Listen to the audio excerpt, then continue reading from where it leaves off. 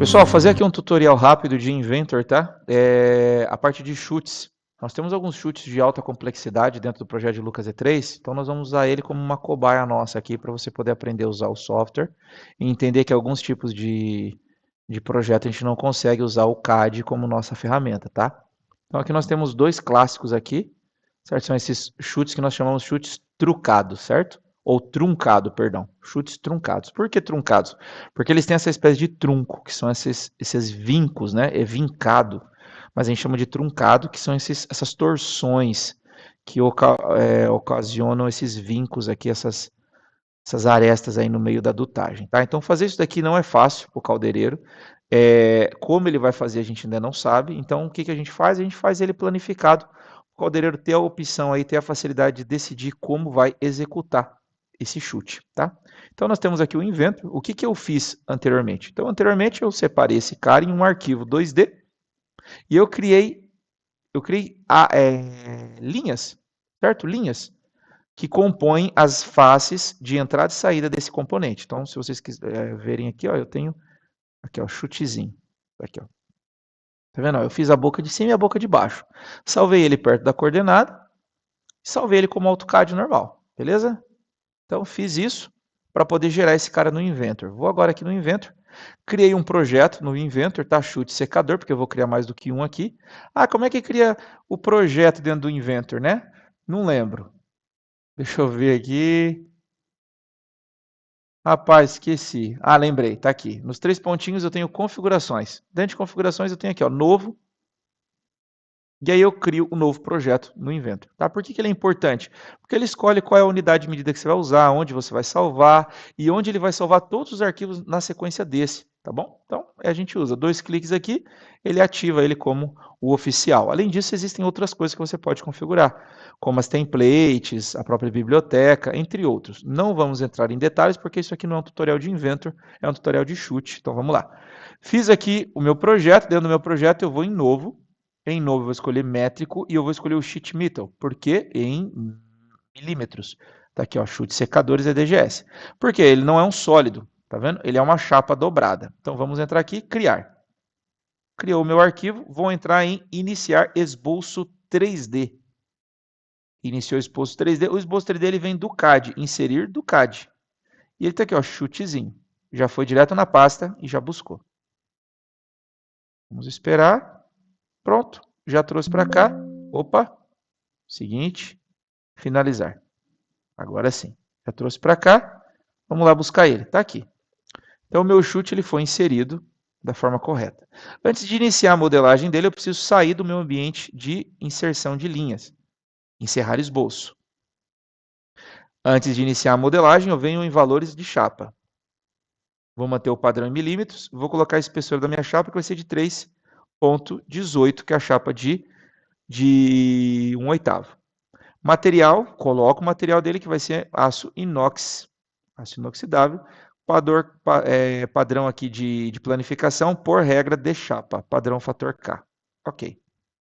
Feito isso, vou iniciar agora, antes de iniciar a flange de execução, eu vou criar os esboços agora que vão ser compostos por essas linhas que foram inseridas aqui, porque, querendo ou não, isso daqui foram linhas de um esboço 3D, mas não tem inteligência, sequer que são elementos lineares. Então, agora sim, eu vou criar um plano nesse ponto aqui, e vou criar outro plano nesse ponto aqui. Beleza, criados os planos, vou criar os desenhos desses caras. Iniciar um esboço 2D, primeiro neste plano. Ao invés de fazer os desenhos, eu não preciso, eu coloco aqui projetar geometria. E ele vai projetar essa geometria para nós. Ó. Encerro o esboço.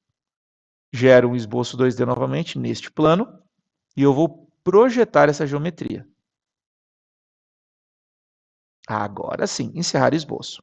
Feito isso, vou só ocultar esses dois planos para eles não ficar aparecendo aqui, ficando feio, tá aqui. Agora eu não tenho só linhas, né? Lá eu tenho projeções de linhas. Então eu venho aqui e vou criar a minha flange de transição. Perfil 1 vai ser esse cara, perfil 2 será esse cara. Maravilha, já fez lá o serviço.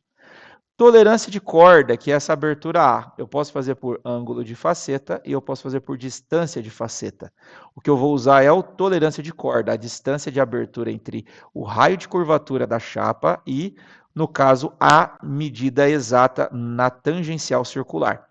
Eu vou colocar aqui 3 milímetros, porque eu sei que nessa abertura de 3 milímetros para uma chapa de 3 milímetros, ele atende legal. 3,3, certo? Normalmente esse valor é o mesmo valor da espessura da chapa que você utiliza, como via de regra, tá legal?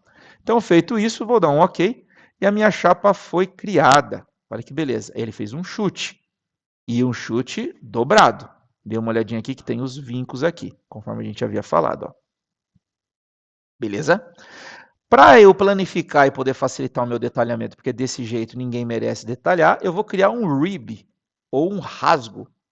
Então, eu cliquei aqui no rasgo, vou escolher a face que eu vou fazer o rasgo. A face que eu vou fazer o rasgo vai ser essa daqui. Ó. E o ponto de rasgo, eu vou pegar o ponto mediano desse cara. Pronto. Vou dar um OK, e aí ele fez um corte nessa chapa. O corte é exatamente que vai dar a conformação desse cara. Portanto, eu venho aqui e coloco criar planificação. E voilá, a minha planificação está criada. Se eu venho aqui anotar ordem de varredura, está aqui, de vergadura está aqui, e voltar a chapa. Beleza, está aí. Então agora eu tenho um chute e eu tenho um cara dobrado. Feito isso, o que é legal do Inventor? Que se eu agora vim aqui criar novo, e o novo eu escolher, por exemplo, um ANSI aqui de detalhamento, né?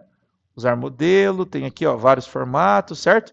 Eu tenho aqui um size de A3, eu coloco em criar, vamos colocar que será a peça 3, ok?